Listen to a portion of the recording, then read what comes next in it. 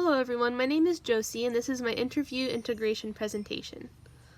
So a little bit about me before we get started is I'm a sophomore here at Purdue studying natural resources and environmental sciences, and I'm currently looking for future careers and internships because NRES in general is a very diverse field of study, and it really helps me to get to know professionals in the field I'm interested in and get to know them and what they do in their day-to-day jobs.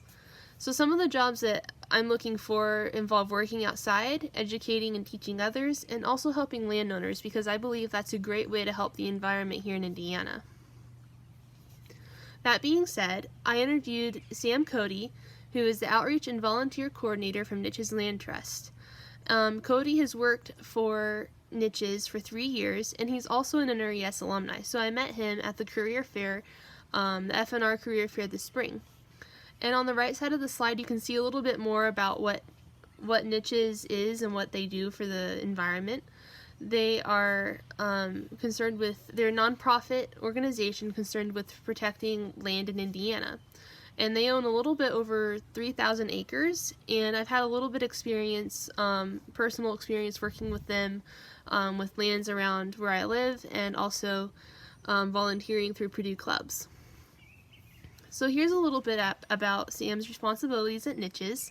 As you can see, he works with people, information, and relationships, and communication is all very, very important to this, and that's what made the interview really good for this class, is that we actually talked about a lot of the topics that we have reviewed through our role plays and readings.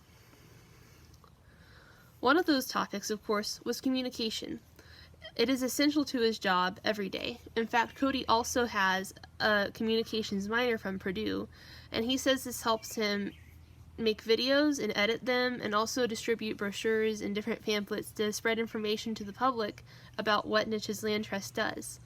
He also has to communicate and coordinate, of course, with a lot of volunteers.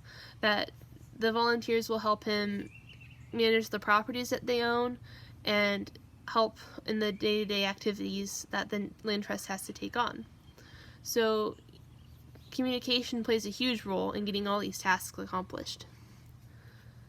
One of the ways that I thought was interesting that Sam had to do for communication was nonverbal communications.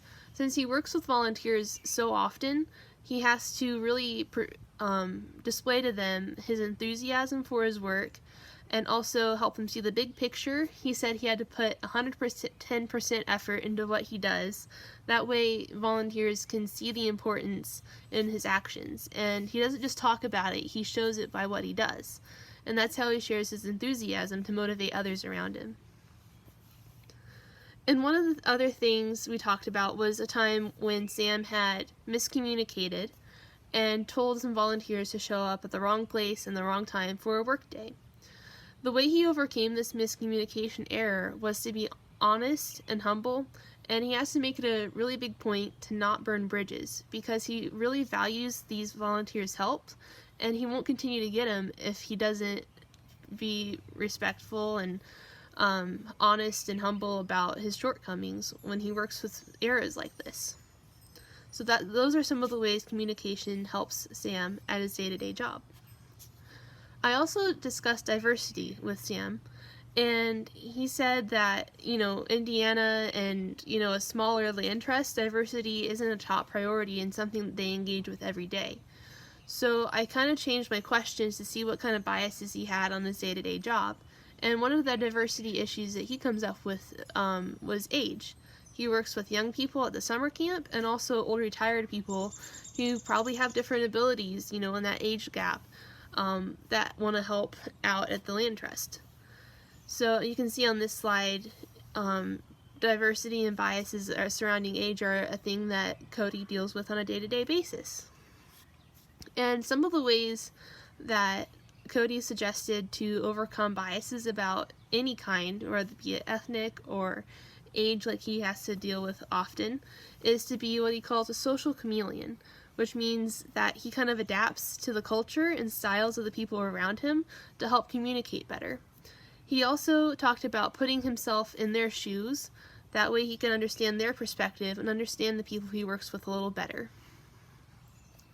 The third and final topic we discussed was conflict resolution.